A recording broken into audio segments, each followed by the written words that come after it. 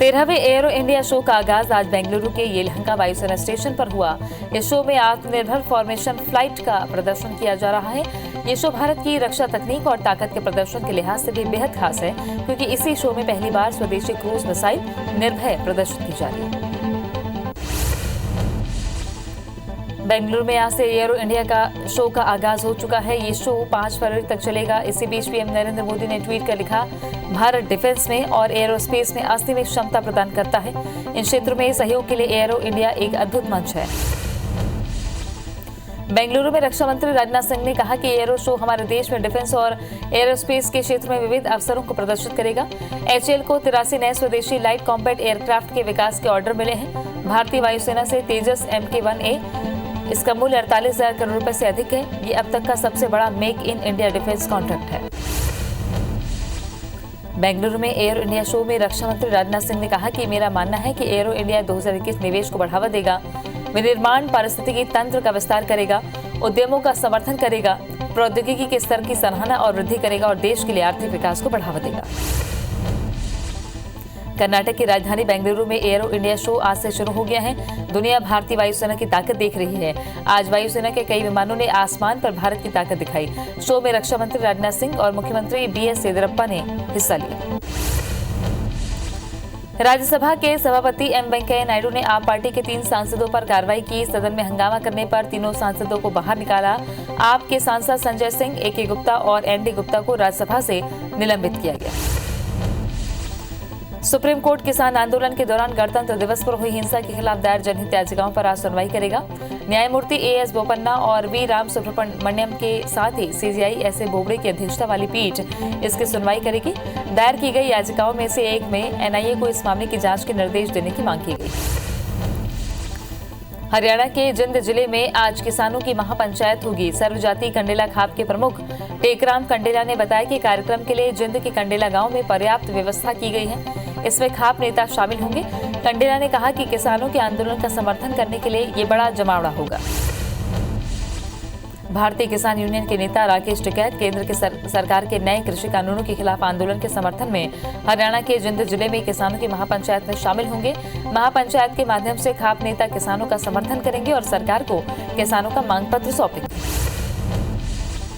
Pop singer Rihanna ने किसान समर्थन में ट्वीट किया है, जिसके बाद अभिनेत्री कंगना रनौत उन पर भड़क गई हैं। रिहाना का ट्वीट देख कंगना भड़क पड़ी और उन्होंने कुछ आपत्तिजनक शब्द कह डाले हैं। कंगना खुद भारत की स्पोक्सपर्सन बन रिहाना को जवाब दे रही हैं। उन्होंने ट्वीट किया, कोई इनके बारे में बात नहीं कर रहा है क्योंकि ये किसान नहीं है, ये भारत को बांटने की कोशिश कर रहे हैं। भारतीय पुरातत्व सर्वेक्षण की ओर से जारी एक आदेश के अनुसार बर्ड फ्लू को फैलने से रोकने के लिए अगले आदेश तक लाल किला बंद रहेगा। बीमारी को फैलने से रोकने के लिए जिला प्रशासन द्वारा ASI को पत्र लिखे जाने के बाद से लाल किले को 19 जनवरी से पर्यटकों के लिए बंद कर दिया गया है। लाल किले को 26 जनवरी के बाद खोला जाना था, लेकिन किसान आंदोलन के दौरान हिंसा के चलते इसे बढ़ा दिया गया। आंध्र प्रदेश में एक महिला SI ने इंसानियत की मिसाल पेश की है। जब महिला SI ने लावारिस शव को खेत में पड़ा देखा और कोई उनको ले जाने के लिए तैयार नहीं था, ऐसे समय में महिला SI ने खुद शव को कंधे में ढोकर 2 किलोमीटर तक पैदल चली और उनका अंतिम संस्कार कराया है। कोसी बंका पुलिस स्टेशन में तैनात इस महिला SI की बहादुरी की खूब चर्चा हो रही है। नेपाल में जारी सियासी उथल-पुथल के बीच प्रधानमंत्री KP शर्मा ओली ने संवैधानिक परिषद की बैठक बुलाई है। इस बैठक का आयोजन काठमांडू में छात्रों के प्रदर्शन के बाद हो रहा है। छात्रों ने संसद को भंग करने को लेकर राजधानी में प्रदर्शन किया था। प्रदर्शनकारियों की भारी भीड़ नेपाली संसद की तरफ बढ़ रही थी। इस दौरान पुलिस से उनकी झड़प हो गई। प्रधानमंत्री नरेंद्र मोदी कल यानी 4 फरवरी को चौरी चौरा में शताब्दी समारोह का उद्घाटन करेंगे। प्रधानमंत्री कार्यालय के मुताबिक PM सुबह 11 बजे वीडियो कॉन्फ्रेंसिंग के जरिए उत्तर प्रदेश के चौरी चौरा में शताब्दी समारोह का उद्घाटन करेंगे। बीजेपी ने इस साल होने जा रहे 4 राज्यों के चुनाव के लिए प्रभारियों की नियुक्ति की है। राष्ट्रीय अध्यक्ष JP नड्डा ने असम, तमिलनाडु, केरल और पुडुचेरी के लिए कुल 6 केंद्रीय मंत्रियों, 1 उप मुख्यमंत्री और 1 राष्ट्रीय प्रवक्ता को जिम्मेदारी सौंपी है। असम विधानसभा चुनाव के लिए कृषि मंत्री नरेंद्र सिंह तोमर को प्रभारी बनाया गया। CBSE 10वीं 12वीं की परीक्षा की डेट शीट शिक्षा मंत्री रमेश पोखरियाल निशंक ने जारी कर दी है। अपने ट्विटर अकाउंट से शिक्षा मंत्री ने ये जानकारी दी। उन्होंने कहा कि 2 विषयों के बीच छात्रों के समय देने की कोशिश की गई है। CBSE 10वीं 12वीं की परीक्षा 4 मई से 11 जून तक ऑफलाइन मोड में आयोजित की जाएगी। मध्य प्रदेश में आगामी नगरीय निकाय चुनाव को लेकर बीजेपी का नगरीय निकायवार घोषणा पत्र क्या रहने वाला है, इसका खुलासा खुद सीएम शिवराज सिंह चौहान अभी से करते जा रहे हैं। सीएम संबंधित जिलों में अफसरों के साथ अगले 5 साल के विकास की प्लानिंग कर रहे हैं और लगे हाथ संबंधित शहरों में 5 साल के लिए तय किए गए कामों की जानकारी भी सार्वजनिक कर रहे हैं। मध्य प्रदेश में आगामी नगरीय निकाय चुनाव में बीजेपी का फोकस सिर्फ विकास मॉडल पर रहेगा। इसकी वजह देश में किसान आंदोलन और महंगाई के साथ अन्य मुद्दों का गर्म होना है। चुनाव में ये मुद्दे तुल्ला पकड़े, इसलिए बीजेपी नगरीय निकाय चुनाव में सिर्फ विकास की बात करेगी। यही कारण है कि बीजेपी ने हर निकाय का अलग घोषणा पत्र तैयार करने का निर्णय लिया। कोरबा के रामपुर क्षेत्र से बीजेपी विधायक और पूर्व गृह मंत्री ननकीराम कंवर का भूख हड़ताल समाप्त कराने का प्रयास विफल हो गया है। वे कोरबा तहसीलदार के निलंबन की मांग पर अभी भी अडिग हैं। इस बीच रामपुर क्षेत्र समेत जिले भर से बीजेपी कार्यकर्ताओं का मौके पर पहुंचना शुरू हो गया है। इंदौर के डॉक्टर भीमराव अंबेडकर विश्वविद्यालय में पदस्थ कुलसचिव अंबेडकर की स्मारक के नीचे बैठकर अपने कार्यालय खुलने का इंतजार कर रहे हैं। कुलसचिव प्रोफेसर डी.के. शर्मा ने विश्वविद्यालय की कुलपति आशा शुक्ला पर उच्च न्यायालय के आदेश की अवहेलना करते हुए उनके कार्यालय पर ताला जड़ने का आरोप लगाया।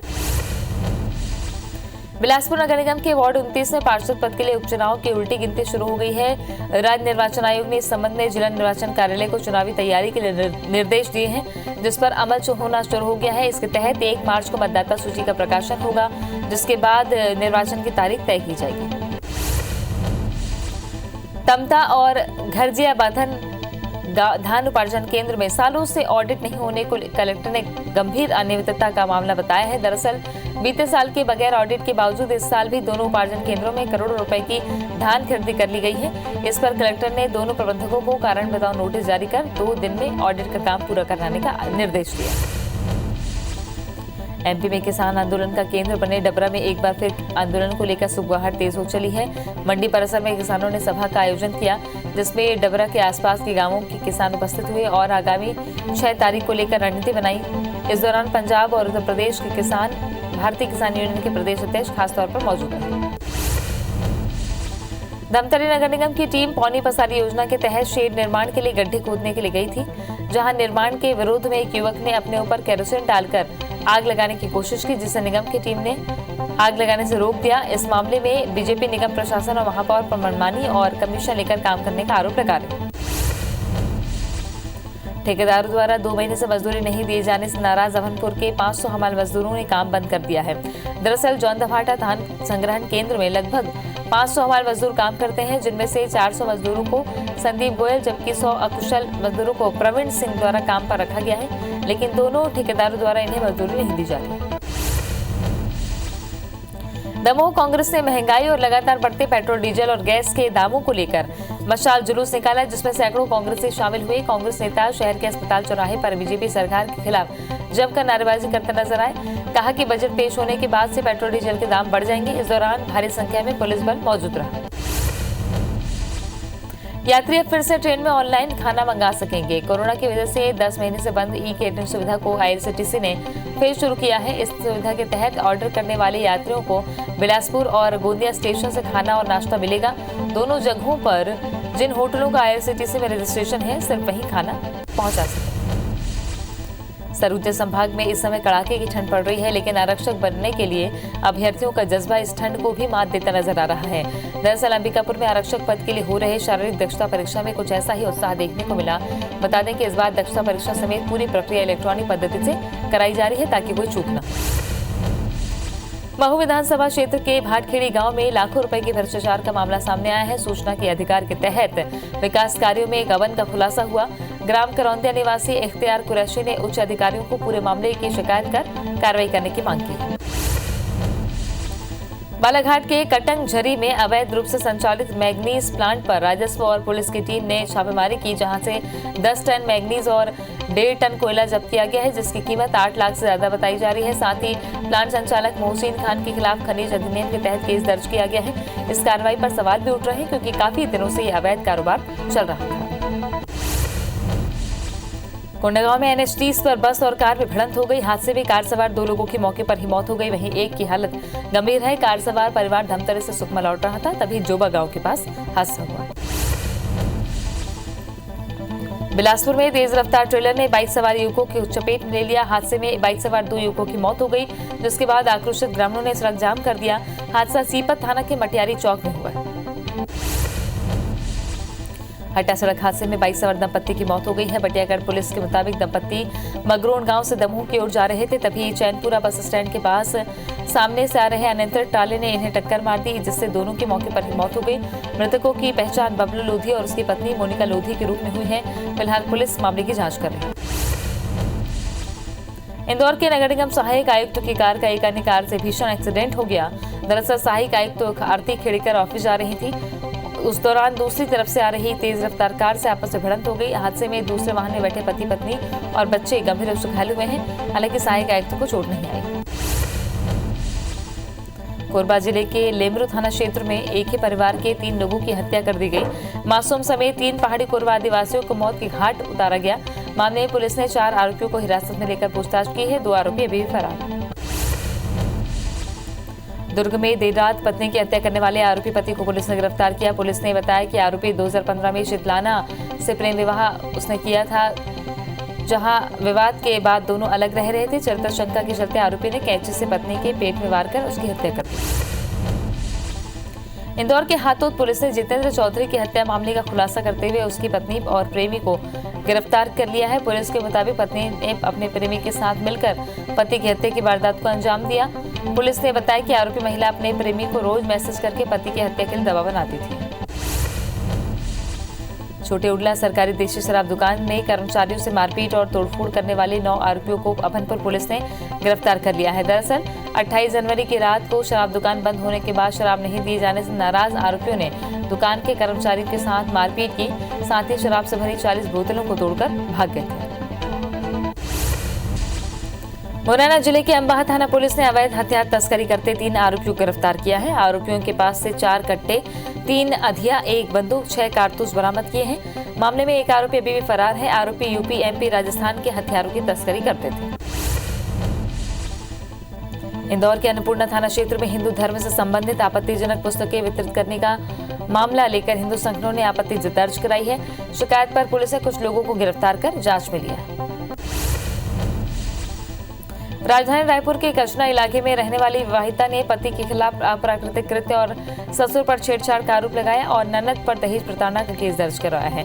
पुलिस के मुताबिक युवती की 2 साल पहले शादी हुई थी और ससुराल पक्ष के लोग दहेज के लिए परेशान करने लगे। मामले में पुलिस ने केस दर्ज कर जांच शुरू कर दी। राजधानी रायपुर में पुलिस ने पीड़िता की रिपोर्ट पर आरोपी पति, सास ससुर और देवर के खिलाफ दहेज प्रताड़ना का केस दर्ज किया है। खमतराई निवासी युवती का आरोप है कि पति और ससुराल पक्ष के लोग 5 लाख रुपए लाने का दबाव बनाए और मायके भेज दिया। जांच करने के बाद महिला थाना पुलिस ने ससुराल पक्ष के खिलाफ केस दर्ज किया। राजधानी रायपुर में बैंक कर्मी से ही ऑनलाइन ठगी करने का मामला सामने आया है। समता कॉलोनी निवासी खुशबू वाधवानी ने आजाद चौक थाना में एफआईआर दर्ज कराई है। पुलिस ने बताया कि लकी ड्रॉ जीतने के नाम पर ठगों ने 3 किस्तों में कुल 29,000 रुपए ठगी की। साइबर पुलिस धोखाधड़ी का मामला दर्ज कर चुकी है। दतिया के कड़खड़ा गांव में दबंगों द्वारा घर में घुसकर मारपीट करने का मामला सामने आया है। पीड़ित कुंवर लाल और उसकी पत्नी दयावती कुशवाहा अभी जिला अस्पताल में भर्ती है। पीड़ित ने गांव के गोविंद सिंह दांगी, बहादुर दांगी, आनंद दांगी और पहलवान दांगी पर मारपीट का आरोप लगाया है। वहीं पुलिस पर केस दर्ज नहीं करने का आरोप लगा है। धार के 34वीं बटालियन के पास स्थित बकरी केंद्र के सूखे घास के जंगल में भीषण आग लग गई, जिसने धीरे धीरे विकराल रूप ले लिया। आग लगने की सूचना पर तत्काल दमकल की टीम मौके पर पहुंची और काफी मशक्कत के बाद आग पर काबू पाया गया। बता दें कि 34वीं बटालियन और बकरी पालन केंद्र से लगा ये जंगल 80 हेक्टेयर में फैला है। खरगोन के राऊ खलघाट 4 लेन के बांकानेर गांव में सड़क पार कर रहे एक तेंदुए को अज्ञात वाहन ने टक्कर मार दी, जिससे तेंदुए की मौके पर ही मौत हो गई। वाहन की टक्कर से तेंदुए का आधा शरीर सड़क पर तो आधा शरीर डिवाइडर पर पड़ा रहा। मृत तेंदुए की उम्र करीब 3 से 4 साल की थी, जिसका पशु चिकित्सकों द्वारा पोस्टमार्टम कराकर अंतिम संस्कार किया गया। आगरमालवा के देवली पिपलोन गांव में देर रात गहरे कुएं में गिरे हिरण को वन विभाग की टीम ने रेस्क्यू कर बाहर निकाला और जंगल में छोड़ा। वन विभाग के डिप्टी रेंजर अशोक देवड़ा ने बताया कि देर रात एक हिरण विचरण करते हुए प्रताप सिंह के खेत में बने कुएं में गिर गया था, जिसे मंगलवार को वन विभाग की टीम ने ग्रामीणों की मदद से बाहर निकाला। ऊर्जा मंत्री प्रद्युम्न सिंह तोमर ने होशंगाबाद के 220 केवी सब स्टेशन और इटारसी पथरौटा बुधनी सब स्टेशनों का निरीक्षण किया, जहां मंत्री तोमर ने अधिकारियों कर्मचारियों से बिजली उपकरणों की जानकारी ली। उन्होंने उपकरणों का सही इस्तेमाल नहीं होने पर बिजली अधिकारियों पर नाराजगी भी दिखाई और उपभोक्ताओं के सुविधाओं का ध्यान रखने को कहा। 5 साल पूरा होने के बाद भी जबलपुर के मदन महल को टर्मिनल की सौगात नहीं मिल पाई है। साल 2016 में शुरू हुई 120 करोड़ की योजना के लटकने से शहर के विकास के साथ रेलवे की व्यावसायिक गतिविधियों पर भी पूरी तरह से ब्रेक लग गया है। टर्मिनल बनने से मदन महल स्टेशन से 10 ट्रेनों का संचालन, कवर्ड प्लेटफॉर्म के साथ एस्केलेटर की भी सुविधा मिलने लगेगी। दुनिया भर में कोरोना संक्रमितों का आंकड़ा 10 करोड़ 43 लाख को क्रॉस कर गया है। वहीं कुल मौत का आंकड़ा 22,62,000 के पार है। अब तक दुनिया में स्वस्थ होने वालों का आंकड़ा 7 करोड़ 62 लाख को पार कर गया है। वहीं दुनिया में 2 करोड़ 58 लाख से ज्यादा एक्टिव केस जारी है। विश्व में अमेरिका कोरोना संक्रमण में पहले नंबर पर बना हुआ है। देश में कोरोना संक्रमितों की संख्या 1 करोड़ 7 लाख 78 हजार के पार है। देश में एक दिन में 14,256 मरीज ठीक होकर डिस्चार्ज हुए हैं। कोरोना से अब तक 1,54,635 मरीजों की मौत हो चुकी है। देश में एक्टिव केस घटकर 1,57,000 पहुंच गए। हालांकि पिछले 24 घंटे में नए मरीजों का आंकड़ा 11,000 रहा। दुनिया में कोरोना मामलों में भारत दूसरे नंबर पर बना हुआ है। मध्य प्रदेश में कोरोना के 168 नए केस से संक्रमितों का आंकड़ा 2,55,000 को पार कर गया है। प्रदेश में 3 मौत से कुल आंकड़ा 3,815 पहुंच गया। वहीं 296 मरीज के स्वस्थ होने से अब तक 2,49,000 मरीज डिस्चार्ज हो चुके हैं। अभी 2,423 एक्टिव मरीजों का इलाज जारी है। इंदौर में कोरोना का आंकड़ा 57,545 हो गया। छत्तीसगढ़ में 24 घंटे में कोरोना के 330 नए मरीज से आंकड़ा 3,06,000 को पार कर गया है। वहीं एक्टिव मरीजों की संख्या 4,173 है। 5 मरीजों की मौत से आंकड़ा 3,711 पहुंच गया है। राज्य में मरीजों के डिस्चार्ज होने का आंकड़ा 2,98,000 को पार कर गया है। रायपुर में 134, दुर्ग में 38 और बालोद में 6 नए संक्रमित मिले। राजधानी भोपाल में 98 दिन बाद मंगलवार को कोरोना से एक भी मौत नहीं हुई। वहीं रिकवरी रेट भी 93% से ज्यादा हो गया है। चूंकि प्रदेश में आंकड़ा 97.5% है। भोपाल में अब तक कोरोना से 658 मौतें हुई हैं। पिछले साल 26 अक्टूबर को भोपाल में मौत का आंकड़ा 0 था। प्रदेश में सबसे ज्यादा एक्टिव केस भोपाल और सबसे कम मुरैना में मिले। टीकाकरण में सबसे आगे रहे मध्य प्रदेश में 69% हेल्थ वर्कर्स को टीके लग चुके हैं। तेलंगाना और राजस्थान दूसरे और तीसरे नंबर पर है।